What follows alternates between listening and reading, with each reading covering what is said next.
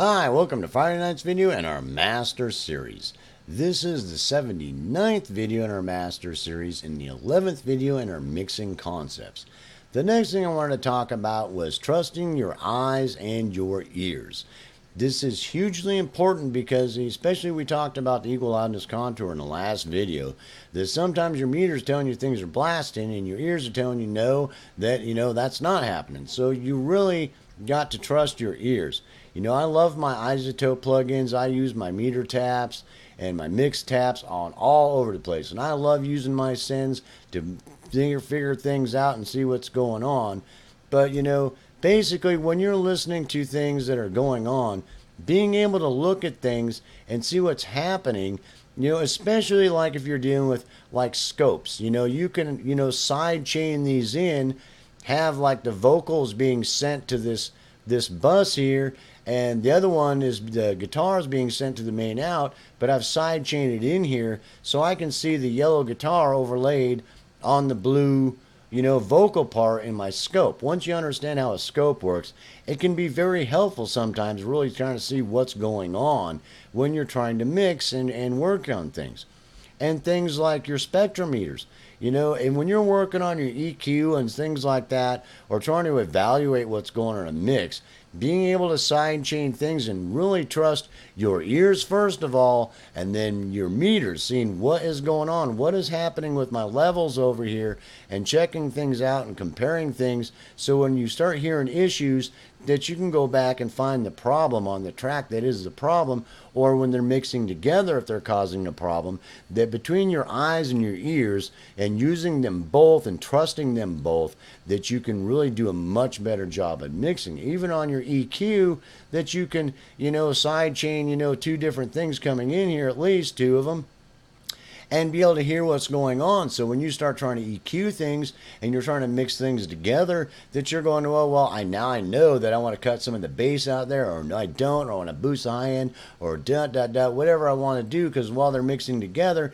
you can really see what's happening as they mix together to what's going on, what things are jumping up above other things and what things are below things. So they can really help you. Besides trusting your ears, you can really learn to start trusting your tools. Once you've gotten everything you need to get your stuff together, analysis tools are great, because your ears, you want to trust them first and foremost because of your being an artistic engineer to do a good job the way you want it. But sometimes, you hear not hearing something and your meter can point it out. You go, oh, there's what's going on. I can see that now. Now I got that overlaid on top of it.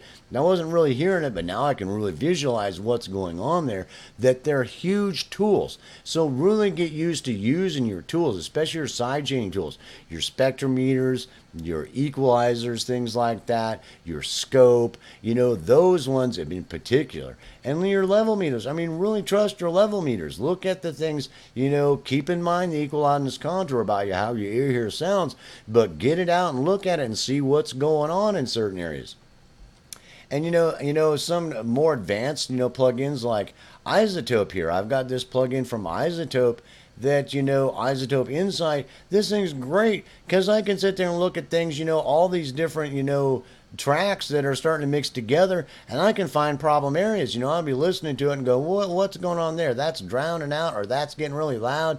What's going on there? I can sit there and go along and, freeze things and see what's happening, so I can go, what was happening right there? Too, I got this dropout, I got a boost here, I'm looking all around. These things are great. Besides just trusting your ears, sometimes music and sound, especially when you start mixing things, you've seen already when we were doing like processing, that sound can be very complicated.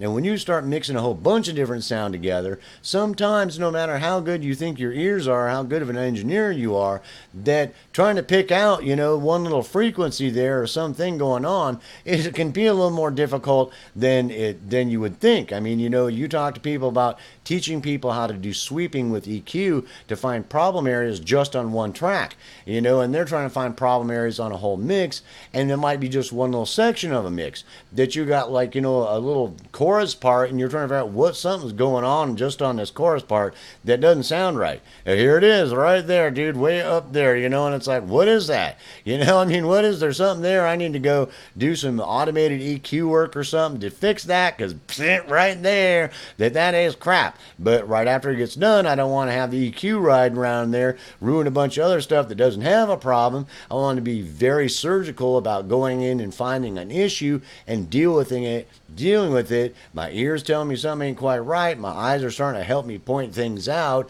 you know, with good analysis tools and understanding what to do with your good analysis tools, that they're going to be so much help to you when you start doing a really good job in your mixing, especially in mixing, because a lot of sound and you've got a lot of complicated math that's all mixed in together into this big symphony or whatever it's going on.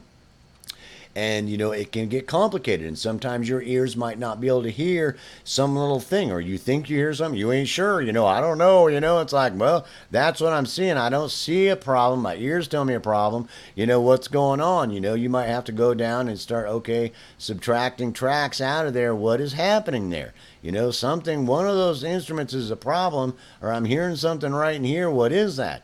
You know, and your eyes are huge tools. Don't let anybody tell you just to trust your ears and it's all okay, because if you want to become a good engineer, you'll get good analysis tools. You'll learn how to use them well to help your ears find problems and to try to fix the problems. Sometimes they're not such a surgical problem, and sometimes they can be a huge surgical problem where you got just one little teeny problem that you need to automate EQ or something just to zap it out of there really quick, you know, so that it's not causing a problem, because you get a mix and you're going along and it's like, it sounds great, and the listener's listening to your beautiful mix, and all of a sudden something, who knows, it might not even be that drastic, but something very little can make your beautiful mix sound second, third, or fourth rate, just because of one little thing that you didn't really listen to and really visualize with your ears, and learning to trust them and learn to hear things correctly, and really spend the time being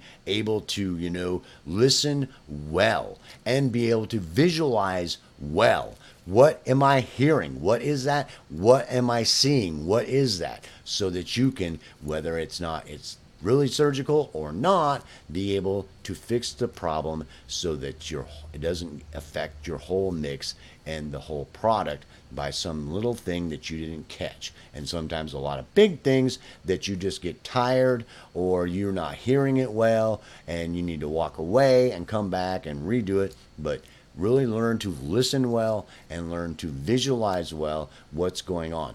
Trust your eyes and your ears. Use all the tools that you can get a hold of. That also goes for like headphones. Headphones are great to trying to find some problem. Throw on your headphones. Turn off your monitors, throw on the headphones, and what is that? Rewind, look at your stuff, listen to it now, put it back on the monitors, go back and forth until you figure out what the problem is. It becomes a really serious lesson of listening well and visualizing well, and learning how to do both those well, and understanding how important that is. Learning to be a good engineer and become a very artistic engineer, that you can get things to happen that you want to happen because you did it on purpose, because you're good at doing what you're doing. It wasn't some accident or fluke that happened. So peace, hope, love. I hope you enjoyed this video, and I'll see you in the next one.